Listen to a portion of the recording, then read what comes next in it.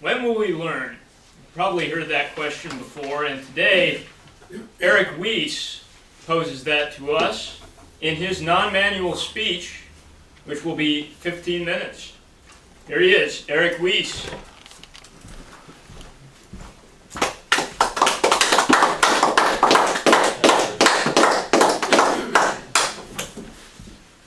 Allah Akbar! Allah Akbar! Blam! You're all dead. That's what happened in Paris this weekend. One of these terrorists blew off his explosive vest, and another 5 or 6 of them blew up in other locations around Paris. Six of them killed about 140 Parisians. Allah Akbar. Allah is great. And now we're dead. One of the first things that President Holland did is he instituted some emergency police powers that he didn't have in place before. They went out and made 130 arrests, trying to track down some of the people who had organized this, some of them who had gotten away. You know, the police in our country have never forgotten 9/11, probably because it's their own telephone number. But in addition, we've had the Patriot Act. We've had it in place this entire time. And now they're trying to institute the same thing over in France. The Patriot Act works. It's a huge invasion of our privacy. We don't like it, but if you can find the terrorists before they set off their bombs, we in America have decided that's more important. Security is more important than privacy. But it's a sunlit act. It's going to go away if we don't keep enforcing it. Terrorists wishes they had it. They learn.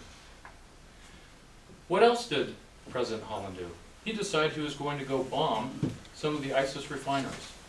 Because now we don't have troops on the ground guarding those refineries. We only have drones in the air, and we have bombs that we can drop. Now we are bombing ISIS's control over the refineries that finance terrorism. Big change from when Bush was in office. When Bush was in office, he was criticized for not doing a good enough job preventing terrorist acts on the Iraqi oil structure. Now, we've declared victory and retreated, and we're bombing ISIS, who has control over that exact same territory, and they have 30,000 troops that are just making a ruckus out of the entire situation. So bad that there are 4 million Syrian refugees. And those are the ones who have been displaced externally. 4 million. Internally, there's over 7.6 million. Now, I always like to do some comparisons because when President Bush authorized the invasions of Iraq, there was the same number, almost the exact same number of refugees who were displaced in Iraq. The difference was we were deposing a dictator, a killer, a person who hated democracy. The exact opposite is happening now. ISIS has taken over a third of Iraq.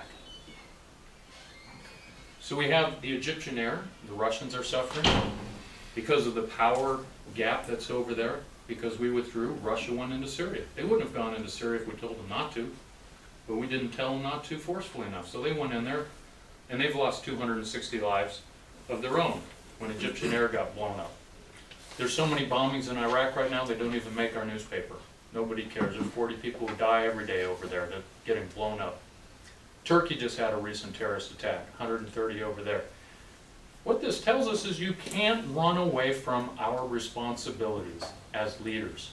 We either go over there and act as the world's policeman, as Mr. Cohen has mentioned, or our allies get shot. Turkey is our ally. It's a NATO ally. Russia's not our ally. They're suffering because they're trying to do something about it. But we also have all of our allies suffering from all the refugees that are running and flowing over, using up all of their welfare benefits, costing them a fortune. So how did we get here? Well, 9/11 was a big surprise for us. 9/11 is when it started for us. Our defense budget went up from $289 billion to $800 billion in 2001, and it's been there ever since. Money is not the problem. We've been throwing money at this problem ever since George Bush was in office. This joke may not go over too well, but you know, my parents were in New York during 9/11, on September 11th, and all they brought back was this bloody t-shirt. I knew it wouldn't go over well. It went over. It bombed, so to speak.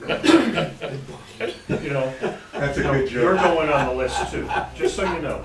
He's going and you're going on the list. Didn't exactly bring the house down. No, that was too much turmeric for him. Twice. You're going on the list twice. I'll return to bloviating. I'm a little bit safer at that. So the Patriot Act I've already talked about. That was helpful. We also had a different mindset. The mindset was a preemptive strike versus arresting. I know a lot of the Democrats at the time thought that we should arrest all the people that were involved in blowing up the buildings. I know Mr. Gore was of that mindset. But President Bush said, no, this is more than that. This is an act of war, and we need to act accordingly. I remember President Bush brought in a new leader of the CIA, a guy by the name of Erik Wiese. He said, Eric, what are you going to do with these guys? He said, I'm going to enhance interrogate them. He said, really? And then what are you going to do with them? I'm going to find their friends. And then what are you going to do with them? He said, by the time I'm done, those terrorists will have flies dancing on their naked eyeballs. And President Bush said, you're the man for the job. I'm hiring you. You're in charge. Make it happen. And it's because of that enhanced interrogation we found out where Osama bin Laden was. It took 150 days after we found out for President Obama to institute the rescue action to go get him. It would have taken President Bush 15 days to get it done, but it got done. But it wouldn't have happened if it wasn't for enhanced interrogation. Do you guys remember the surge in Iraq when we brought over 100,000 ground troops up to 130,000 ground troops? Ground troops, not just blowing people up from above where nobody ever gets hurt. We actually instituted the surge under President Bush. He got a lot of flack for that from every single Democrat and even some Republicans. But he did it anyways because he knew it was right and he wanted to support the blood and the lives that had already been spent by our servicemen who expected a commander-in-chief to actually get the job done. That's what total victory is. Total victory means putting your own political career on the line to support the men and women who are serving this country and bleeding for it. That's the mindset we need to beat terrorists. And those were ground forces. Let's look at Guantanamo. When we found these bad guys, where did we put them? We put them over in Guantanamo Bay. We interrogated them and we kept them there. We kept them there indefinitely. How's our current president dealing with Guantanamo? He views it as a fishing trip. It's more like a catch and release. We caught these guys, we had them long enough. Who can we bribe to get rid of them? How can we close down Guantanamo? You guys have all heard that. He doesn't take it seriously. He takes terrorism as seriously as going fishing. Catch and release.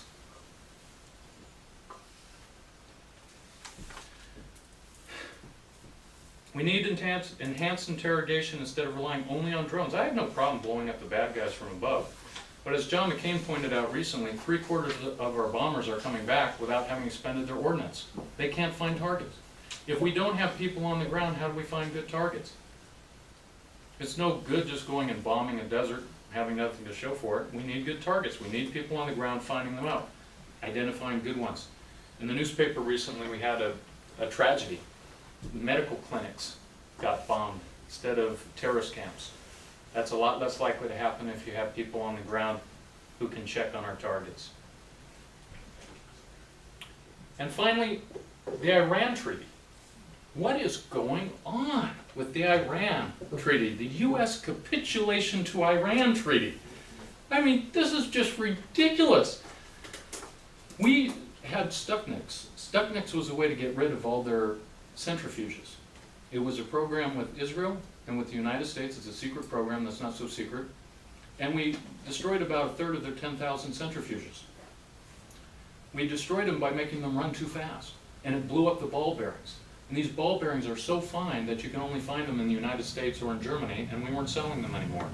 So with 1/3 of their centrifuges destroyed, do you know what Iran offered us in exchange for us giving them $100 billion? They agreed to dismantle 1/3 of their centrifuges. The same third we'd already destroyed. And our president thinks that's great. $100 billion. Do you know how much we pay to keep Israel safe each year? $3 billion. We pay Israel $3 billion that they use to buy all of our F-16s and all of our ammunition. And we just gave $100 billion to their arch enemy, somebody who says daily, 2 to 3 times a day, death to Israel, death to the infidels, death to America. Did any of you ever read Mein Kampf by Hitler? I got forced to read that book when I was in college. I could only manage about 20 pages. 4 times per page it said, death to the Jews, death to the Jews, death to the Jews. And there was only one person who took that seriously, which was Winston Churchill. Why do we have a president who is repeating the debacles of history? Why do we have American voters who don't care? Why are we allowing this to continue? Paris is asking itself that same question. So, what's the answer? Well, let's look at a couple ways that the Democrats run war. Benghazi. Benghazi got overrun. Mistakes happen in war. Not everything is always grand and glorious. But did we send in troops and reinforcements? There were 600 requests for reinforcements, and none of them, I don't know how many came across Hillary Clinton's desk. We will never know because all of the emails have been erased accidentally. They're all gone. So we don't know how many of them came across her desk, but we let what happened in Benghazi happen. And instead of blaming the people who did it, the terrorists, who got blamed? Terry Jones for having a burn a Koran day. And Terry Jones' fault was he didn't realize that it was already bring a plane to work day.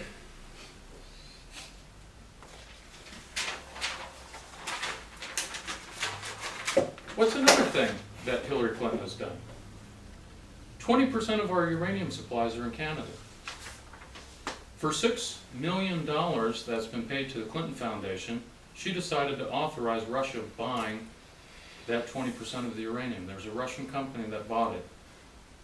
Bill Clinton got a $500,000 speaking fee to a company that was allied with the uranium company that bought it.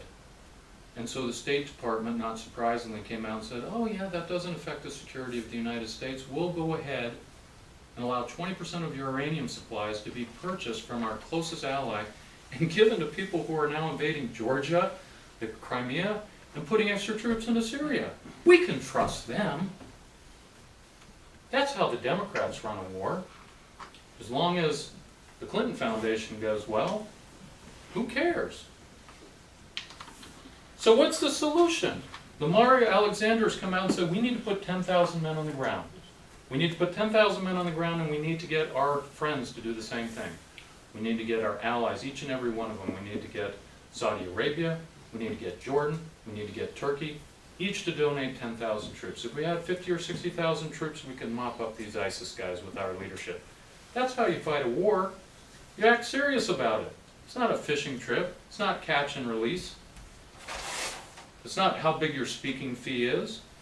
It's not treating Iran like they're going to help us out. Iran is a terrorist. Our own State Department, run by Hillary, or it used to be run by Hillary, has labeled the entire country as a terrorist state. They still have 2 of our hostages. Why are we inviting them and the Russians in to do the job that we should have been doing? I've tried to tell some jokes and they're not funny. Just like this whole situation isn't funny. It's deadly serious. Mr. Cohen talked about how we need to take it seriously. Right now we're being distracted. Climate change is not as important as what is going on in the Middle East. Preventing orcas from breeding is not as important as total victory in the Middle East. A living wage to increase unemployment is not as important as the war in the Middle East. And Bernie Sanders confiscating 90% of our taxes probably is as important, but it's a distraction from what's happening in the Middle East. Elect a war president, vote Republican. Mr. Toastmaster.